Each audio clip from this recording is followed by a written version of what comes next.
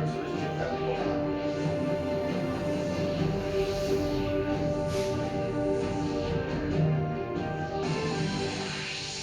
कृषि मंत्री रामलाल मारकंडा ने कृषि विविधीकरण पर दिया जोर, किसानों से प्राकृतिक खेती अपनाने का आह्वान।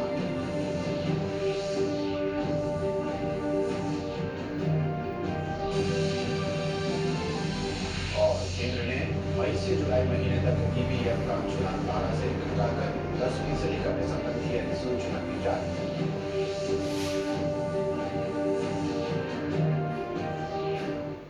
नमस्कार, प्रादेशिक समाचार बुलेटिन में आपका स्वागत है और अब समाचार विस्तार से।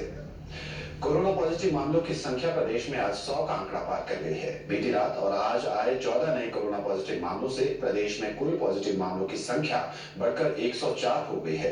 इनमें से 50 मामले सक्रिय हैं, जबकि 47 पॉजिटिव मरीज ठीक होकर घर चले गए हैं। 4 मरीज इलाज के लिए प्रदेश से बाहर चले गए थे, जबकि 3 कोरोना मरीजों की मौत हो चुकी है। जानकारी के अनुसार आज सर्वाधिक 11 पॉजिटिव मामले कांगड़ा जिला में सामने आए हैं। इनमें से 3 मामले झेओल गांव से, 3 मामले सारी मुलाग से, लंबा गांव से 2 और ज्वालामुखी भवाना के चंडेघर गांव तथा बैजनाथ से एक कोरोना पॉजिटिव मामला पाया गया है। बीती रात चंबा जिला के चुवाड़ी, ऊना और कुल्लू जिला के आनी से भी एक कोरोना पॉजिटिव मामला सामने आया था। कुल्लू के उपायुक्त ने बताया कि जिले में कोरोना का पहला पॉजिटिव मामला सामने आया है। पीड़ित युवक 18 मई को मुंबई से कुल्लू लौटा था और इसे क्वारंटीन में रखा गया था। अब इस युवक को इलाज के लिए आयुर्वेदिक अस्पताल में स्थापित कोविड सेंटर में रखा गया है।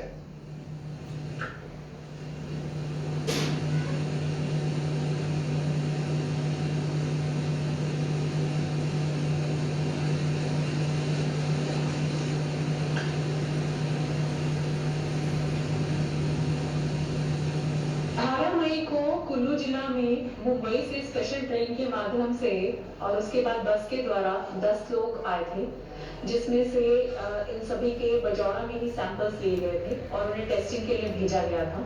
और इन सभी 10 व्यक्तियों को इंस्टीट्यूशनल क्वारंटीन में जो हमारा डिस्ट्रिक्ट आयुर्वेदिक हॉस्पिटल है वहां पे रखा गया था। पिछले कल देर रात उनमें से एक व्यक्ति की, एक युवक की रिपोर्ट पॉजिटिव आई है, लेकिन सारे जो प्राइमरी कॉन्टैक्ट्स हैं, चाहे वो ड्राइवर और कंडक्टर हो उस बस के, वो सभी हमारे पास इंस्टीट्यूशनल क्वारंटीन में हैं। तो एज सच कोई भी कम्युनिटी के साथ इनका डायरेक्ट कांटेक्ट नहीं हुआ है और बाकी पूरी एहतियात बरती जा रही है।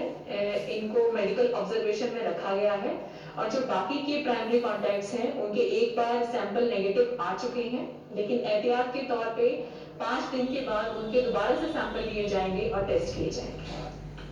उधर कांगड़ा जिले के झीर बल्ला के कोरोना पॉजिटिव भाई बहन इस बीमारी को मात देकर सकुशल घर लौटा नहीं। इनके घर लौटने पर उपायुक्त कांगड़ा राकेश प्रजापति, पुलिस अधीक्षक विमुक्त रंजन और सीएमओ गुरदर्शन गुप्ता इनके घर पहुंचे और उन्हें पुष्प गुच्छ भेंट कर उन्हें बधाई दी तथा कुशल क्षेम पूछा। इस मौके पर मुख्य चिकित्सा अधिकारी गुरदर्शन गुप्ता ने कहा कि कोरोना से डरने की जरूरत नहीं, बल्कि सतर्क रहने की जरूरत है। उन्होंने ये भी कहा कि कोरोना कोई सामाजिक कलंक नहीं है। ये जो रोगी है वो भी एक समाज का ही हिस्सा है, उनके साथ भी मानवीय बर्ताव अपेक्षित है। जो रोगी है वो मानसिक तौर पे अपने आप ही को भी बीमार होना चाहता, वो भी कल को कोई भी समाज का कोई भी इंसान जो है इस बीमारी से संक्रमित हो सकता है। सभी से सहयोग अपेक्षित है।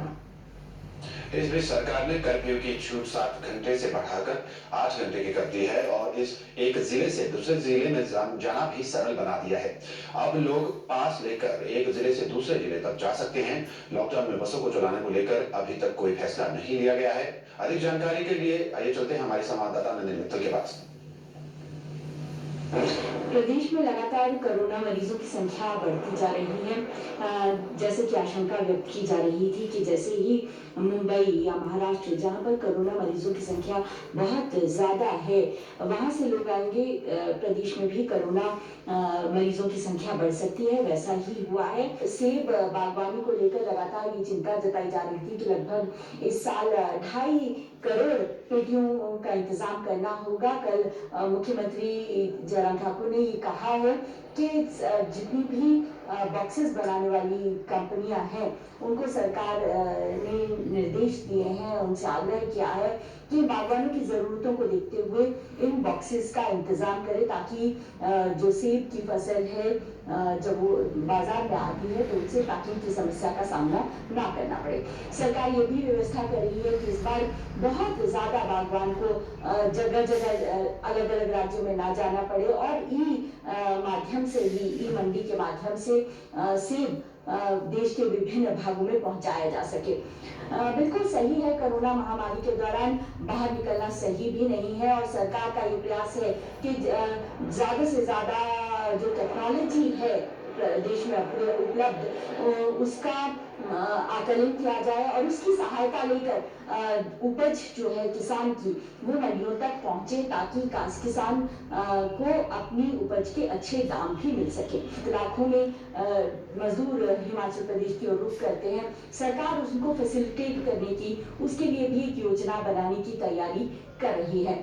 आज जो है उस समिति की बैठक हो रही है और इसमें भी फैसला लिया जाएगा कि क्या प्रदेश में बसों को चलाया जाए या ना चलाया जाए, लेकिन फिलहाल सरकार का बसों को चलाने का कोई खास इरादा नहीं लग रहा है।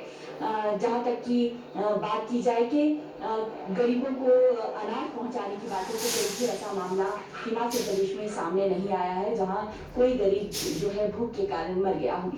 एक बात, कोरोना जो है इसके साथ जीना होगा, ये बिल्कुल तय है। ऐसे में समाज में भय ना पैदा हो, समाज में ये संदेश आए कि हमने जो है कोरोना के साथ जीना सीखना हमें पड़ेगा, हमने सीख लिया है, हमें क्या सावधानियां बरतनी है, इसके साथ जिंदगी को आगे बढ़ाया जाए। कोरोना का हमने जैसे कहा कि केवल 3 बातों को अगर आप ध्यान में रखें तो कोरोना से बच सकते हैं। पहली बात, मुंह पर हमेशा मास्क लगाएं जब भी घर से बाहर जाए, जरूरत हो तो ही घर से बाहर जाए, और तीसरी बात, अगर बाहर जाना पड़े तो बार बार हाथों को सैनिटाइज करते रहें। कैमरामैन राजेश कुमार के साथ नंदिनी मित्तल, टीवी न्यूज शिमला। मुख्यमंत्री जयराम ठाकुर ने अधिकारियों को लोक निर्माण विभाग की सभी परियोजनाओं में गुणवत्ता नियंत्रण सुनिश्चित बनाने को कहा है। उन्होंने ये भी कहा कि लापरवाही बरतने वाले अधिकारियों के खिलाफ सरकार कड़ी कार्रवाई करेगी। मुख्यमंत्री शिमला में लोक निर्माण विभाग की समीक्षा बैठक की अध्यक्षता कर रहे थे। उन्होंने कहा कि गुणवत्ता में लापरवाही बरतने वाले ठेकेदारों को सरकार ब्लैकलिस्ट करेगी और उन्हें निविदाओं में हिस्सा लेने की अनुमति नहीं होगी। मुख्यमंत्री ने मुख्य अभियंताओं और अधीक्षण अभियंताओं को हर महीने कम से कम 2 सड़कों, 1 पुल और 1 भवन परियोजना का निरीक्षण कर सरकार को रिपोर्ट भेजने के आदेश दिए। उन्होंने कहा कि ऐसा करने से जहां कार्यों में तेजी आएगी वहीं गुणवत्ता भी सुनिश्चित होगी। जयराम ठाकुर ने कुछ कार्यों की गुणवत्ता की कमी पर भी चिंता जताई और कहा कि अधिकारियों को निर्देश दिए कि निर्माण कार्यों की गुणवत्ता का आंकलन किए बगैर पैसों का भुगतान न करें। मुख्यमंत्री ने बताया कि लॉकडाउन में छूट के उपरांत प्रदेश में 1428 विकास परियोजनाओं पर कार्य आरंभ हो गया है। मुख्यमंत्री जयराम ठाकुर ने हरियाणा और पंजाब के मुख्यमंत्रियों से उत्तर पूर्वी राज्यों में फंसे पंजाब, हरियाणा और हिमाचल के लोगों को वापस लाने के उद्देश्य से रेल सेवा शुरू करने के लिए तालमेल बनाने का आग्रह किया है। हरियाणा और पंजाब के मुख्यमंत्रियों को लिखे पत्र में जयराम ठाकुर ने कहा कि कोविड-19 महामारी के कारण उत्तरी पूर्वी राज्यों में हिमाचल के करीब 250 लोग फंसे हुए हैं। उन्होंने कहा कि इसी तरह हरियाणा और पंजाब के लोग भी इन राज्यों में फंसे हुए हैं। जयराम ठाकुर ने बताया कि उत्तरी पूर्वी राज्यों से हिमाचल तक सड़क मार्ग से पहुंचना संभव नहीं है। ऐसे में पंजाब, हरियाणा और हिमाचल को प्रदेश कि इन उत्तरी पूर्वी राज्यों में फंसे हुए लोगों को लाने के लिए सामूहिक रेल चलाने के लिए संयुक्त प्रयास करने चाहिए।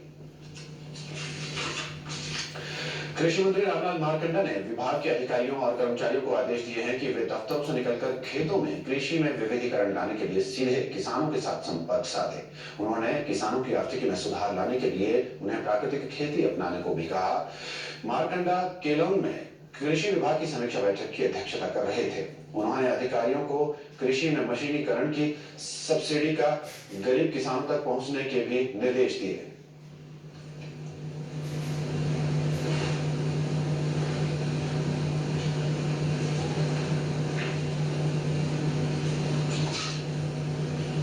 कोई भी किसान अपने मोबाइल के माध्यम से फोन करेगा, नॉमिनल रेट में हमने रेट फिक्स करके उसके माध्यम से ट्रैक्टर चाहिए, थ्रेशर चाहिए, कोई दूसरा मशीन, घास काटने मशीन चाहिए, या जौ काटने मशीन चाहिए, आलू निकालने मशीन चाहिए, डिगर चाहिए, कुछ भी चाहिए, वो कमर्शियल एग्रीकल्चर को दे दिया है। हमने किसानों को कहा है कि आप इसमें और अप्लाई कर सकते हैं, करिए। और ये हाल ही में जो माननीय प्रधानमंत्री जी ने 20 लाख करोड़ रुपए बजट दिया है, उससे भी जो है CS loans, commercial hiring centres की बात की है कि आप ले सकते हैं। मैं किसानों से, लाहौर के किसानों से कहना चाहिए, मध्य प्रदेश के किसानों से कहना चाहता हूँ कि उसका भी लाभ लें, ताकि हम यहाँ पर घर बैठे बैठे जो है मशीनरी ले सके। और लाहौर में, विशेषकर लाहौल स्पीति में मशीनीकरण का कोई चिंता नहीं है। कोई किस तरह का मशीन चाहते हैं, मैं उसको अपने वजह से उनको घर द्वार तक पहुंचाने की कोशिश करूंगा। मारकंडा ने पत्रकारों से बातचीत करते हुए कहा कि जिले के बाहर से कामगारों को लाहौल घाटी में लाने पर अंतिम फैसला 22 मई को पंचायत प्रतिनिधियों से बातचीत के बाद लिया जाएगा। पंचायती राज के चुने लोगों को दोबारा 22 तारीख को बुलाया, महिला मंडल को बुला कर रखा है, उनसे मैं चर्चा करना चाहता हूँ, क्योंकि उन्होंने उनको एक निवेदन था कि यहाँ पर जो बाहर के जो मजदूर लोग होना है, अगर वो आते हैं तो कोरोना वायरस के आने के बड़े चांसेस रहते हैं। ऐसे में मैं उनका मीटिंग करना चाहता हूँ। मीटिंग के बाद फैसला ले पाऊंगा, जहाँ उनका विचार है, अगर वो सभी सहमति करता है तो निश्चित तौर पर हम 22 तारीख को ही एक आदेश करना चाहेंगे।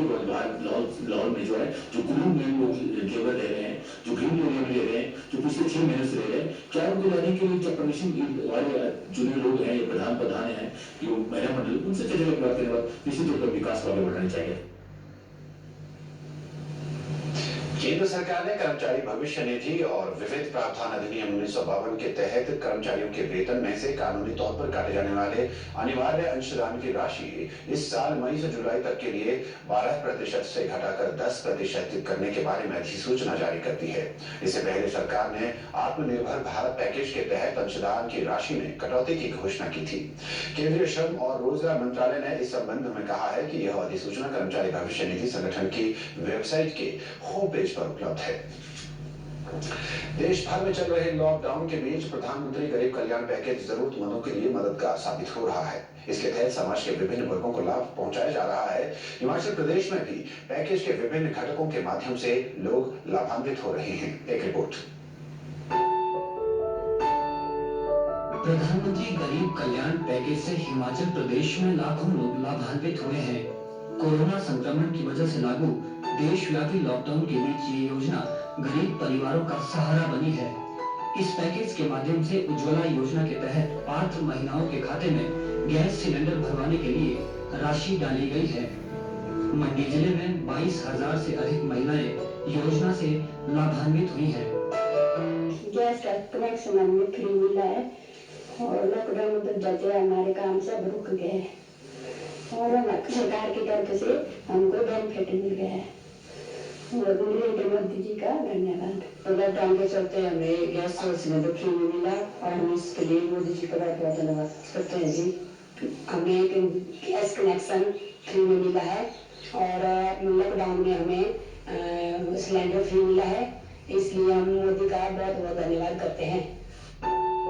इसी तरह प्रधानमंत्री गरीब कल्याण पैकेज के तहत जनधन योजना के लाभार्थियों के खाते में भी 500 रुपए की राशि डाली जा रही है। नाहन में योजना से लाभान्वित महिलाओं ने इसके लिए प्रधानमंत्री नरेंद्र मोदी का आभार जताया। मोदी जी ने हमारे जनधन खाते में पिछले महीने में इस महीने 500 रुपए डाले हैं, हम उनका बहुत बहुत धन्यवाद करते हैं। मोदी जी 2 महीने का खाते में 500 रुपए डाला, बहुत बहुत धन्यवाद। ये जो मोदी सरकार के जनधन योजना खाते में जो 500 रुपए महीना आ रहे हैं, मेरे 2 महीने से आ रहे हैं और इससे हमें काफी सहायता मिल रही है। इसके लिए मैं मोदी सरकार का धन्यवाद करती हूँ। निश्चित रूप से प्रधानमंत्री गरीब कल्याण पैकेज जरूरतमंदों को इस संकट की घड़ी में राहत पहुंचाने का काम कर रहा है। डीडी न्यूज के लिए मंडी से वीरेंद्र भारद्वाज और नाहन से सतीश शर्मा की रिपोर्ट। इसके साथ ये समाचार बुलेटिन समाप्त हुआ। नमस्कार।